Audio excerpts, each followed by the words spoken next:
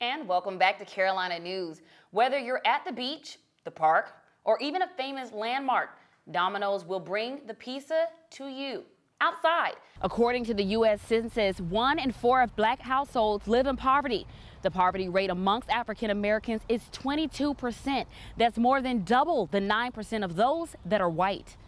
Many people believe they can get their summer body just by running on a treadmill, when in actuality, all you need is a nutrition plan and a workout routine to achieve the goals you want. Today is going to be a marvelous day because temperatures are going to be in the low 80s. That means you can bear it all. I'm talking no sleeves. And your skin will thank you because you'll get some wonderful vitamin D. I'll have the rest of this week's forecast coming for you later on in the show. Now that money will be coming here to Palmetto Health Children's Hospital, where plans to create a playground are underway. So I'm out here in 5 Points, right outside the Roost where the shooting took place Sunday morning. I've headed out to the streets to ask people what their thoughts were on the incidents that occurred. South Carolina's Constitution was last revised by Senator Ben Tillman. Tillman sought to limit governor control by giving more power to legislators, out of fear that blacks would vote and appoint a black governor. Now lawmakers aim to give it back.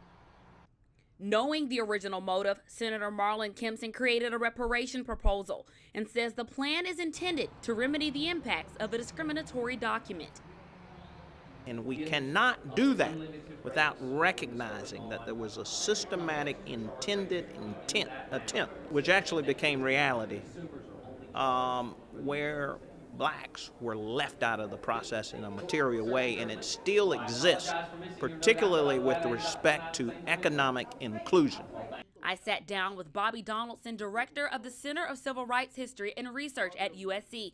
Donaldson says that the reparation movement isn't about money, but the disenfranchisement of African Americans and challenges they face trying to thrive in a society created for them to fail. I think those who dismiss the concept and who dismiss the conversation quickly assume that it means everyone who's black gets a check in the mail. Now, I don't know how you can ever execute that, but you could address neighborhood improvements. You could address institutional failures. You could address how do you provide a platform for educational opportunity for current students. According to the U.S. Census, 1 in 4 of black households live in poverty. The poverty rate amongst African Americans is 22%. That's more than double the 9% of those that are white. If you go to the State House right now, you will see a beautiful African American monument that chronicles the arc of struggle from enslavement to the modern times. But you don't see anything on that monument that says black people lost their lives, that families lost their homes, that schools were destroyed, that people's hopes were dashed on a regular basis only because they were black. In 2018, reparations is not 40 acres and a mule, it's equal opportunity. For Carolina News, Sierra Artemus.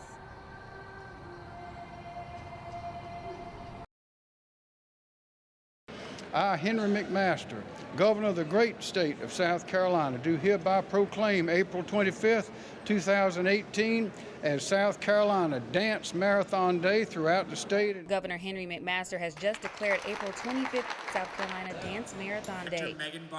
The Miracle Network Dance Marathon is a national movement that focuses on raising funds and awareness for children's hospitals across the country. South Carolina has 9 colleges that host the 8 to 40-hour marathon and several local high schools that also participate. The organization has a positive response in the community, partnering with Palmetto Health to benefit the Palmetto Health Children's Hospital, including the support of major companies like Aflac. And then we sponsor a variety of events for them. This happens to be one that we really believe in. 20 years hosting the event shows dynamic commitment, and I think of the commandment to love thy neighbor. And what you see here, the fulfillment of that, they don't know the individuals who will get the dollars, but they're doing it because it's the right thing to do. And it has by far been the greatest thing I've been able to be involved in throughout college because of the people that I've met, as well as the impact that I've been able to make, not only on our campus, but in our Columbia community. The University of South Carolina's program was able to raise over $1 million, setting a record in donations for the movement. Now that money will be coming here to Palmetto Health Children's Hospital, where plans to create a playground are underway. Money from donations will also go to fully fund the Child Life program at the Children's Hospital. Williams-Brice Stadium on a packed Saturday, 85,000 or so people. That's how many people we take care of in our children's hospital. For Carolina News, Sierra Artemus.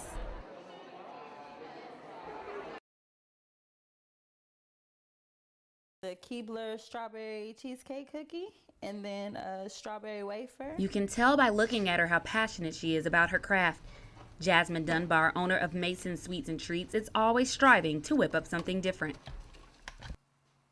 Today, she's making a few of her customers' favorites. She gets majority of her orders and recommendations through social media, and her creations are a combination of customer ideas and her own. I do funnel cake cupcakes, I do stuffed apples, I do fried cheesecake. That's like one of my top sellers. Things that are out of the norm. But things weren't always this sweet for the treat creator. In 2014, Jasmine lost her sweetest creation of all, her 3-month-old son Mason. I have to make him proud. I have to do something in his name and make sure that. Still heartbroken, Jasmine fights back tears as she expresses how much he inspires her to keep going. And make sure that people, remember him, because I'm always going to remember him. And said she remembers the moment she woke up and found him unresponsive. And she wants to encourage other mothers that share the same grief. Mason Sweets and Treats, originally Jazzy's Treats, was renamed in honor of her son Mason. In fact, it was her love of creating treats and the love of her son that helped her to refocus after his passing. Jasmine also wants to bring more awareness to SIDS and plans to start up a foundation in his memory. But as of now, she has her hands full.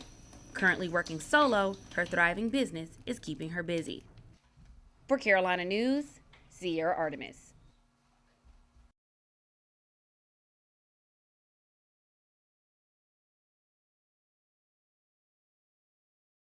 Morgan, the CEO of Starbucks has issued a public apology following an incident last week where 2 African-American men were arrested. Good news for parents, bad news for dentists.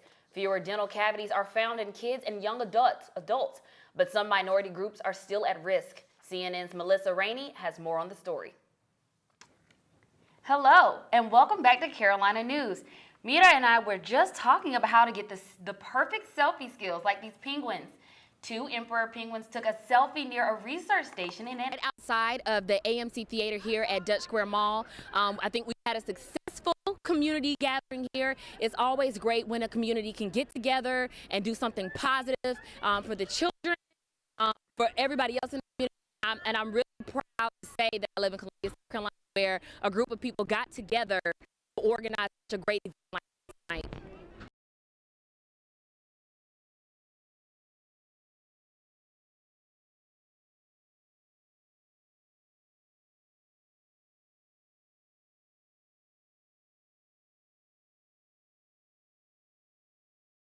Unlike Florida, in South Carolina, there is no degree of murder. Murder is murder.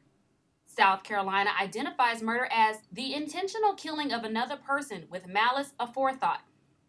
In Florida, first degree is premeditated. Second degree is a murder with an immoral mind. And finally, third degree is defined as voluntary manslaughter. That could mean heat of passion, unintentional killing, or believing murder is necessary in self-defense. In South Carolina, any person who is convicted of or pleads guilty to murder must be punished by death or by mandatory minimum term of imprisonment for 30 years to life. Minors are only exempt from the death penalty. Nicholas Cruz, the assailant in the Parkland High School shooting in Florida, is 19. He is an adult and would be eligible for the death penalty in South Carolina. Criminal defense lawyer Stanley Myers has practiced law for more than 12 years. Myers says that aside from murder, the death penalty is only sought through case-by-case circumstances. It's been a long time since I've seen the state seek the death penalty on a particular individual, but generally those type cases are reserved for what we call murder plus. An individual commits murder, the malice aforethought, plus an aggravating circumstance. Aggravating circumstances can be anything that increases the severity of a criminal act. That can be determined by the heinousness of the crime, lack of remorse, or prior convictions. Cruz faces 17 counts of premeditated murder in Florida. The Kirkland Correctional Institution here on Broad River Road is one of the few places in South Carolina that houses death row inmates. It's a lot easier for a murderer to get a death penalty conviction than it is to prove an insanity plea. Cruz's defense attorneys have not said whether or not he will seek an insanity plea. In Orangeburg, David Pasco was solicitor and chief prosecuting officer for the First Circuit in South Carolina, including Dorchester County and Calhoun County. Pasco has practiced for 25 years and says that the requirement for insanity is the same regardless of age. To be not guilty by reasons of insanity, you have to have a mental illness or defect. That mental illness or defect has to have caused you to commit the crime, and it has to cause you not to know the difference between right and wrong. The processing in either state would be long and calculated, even after a guilty verdict. South Carolina requires a review by the state Supreme Court for any death sentence. Carolina News, Sierra Artemus. Taxpayers that have yet to file got a 2-day extension. Taxes are normally due on the 15th, but thanks to the weekend and Emancipation Day, tomorrow is the deadline. Taxpayers at Javis Tax Services piled into the lobby to wait their turn to either file for returns or pay. Medina Javis, owner of Javis Tax Service, has been in business for over 2 decades, and her loyal customers have been coming for years. Every month you don't file, you get a 5% penalty. And if you don't do it within 3 years, then you forfeit any refund that you are due. Not everyone who filed late today intended to. Some people like Sharian Davis say they just couldn't get around to it. Well, this is the first time I've waited until the last minute. Usually mine are completed and done by this time. And you wouldn't want your returns to be among the unclaimed funds. According to the IRS, $1.1 billion may belong to 1 million taxpayers that failed to file their taxes in 2014. Over 12 million of those dollars may belong to South Carolinians that have until tomorrow to file. And just like I tell folks, the failure to file penalty is 10 times more than the failure to pay. So even if you owe, file that extension. That way you don't have that failure to file penalty as well. Javis says even if you don't have your income or expense report ready, go ahead and file for an extension. That extension could get you until October 15th to get your finances together. For Carolina News, Sierra Artemus.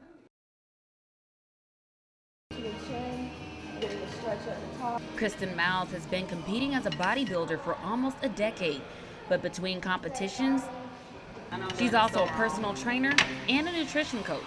And occasionally, her fur baby Chloe tags along. With the summer slowly creeping up, many people are frantically trying to achieve last-minute beach bodies. And some people go as far as extreme dieting. Kristen says the length that some people will go to lose weight does more harm than good. Usually people will gain not only the weight they lost back, but they'll also gain a little bit more. 80% of the battle to be lean is the food that you consume. But it's also important that you increase cardio in your workouts. Many people believe they can get their summer body just by running on a treadmill. When in actuality, all you need is a nutrition plan and a workout routine to achieve the goals you want.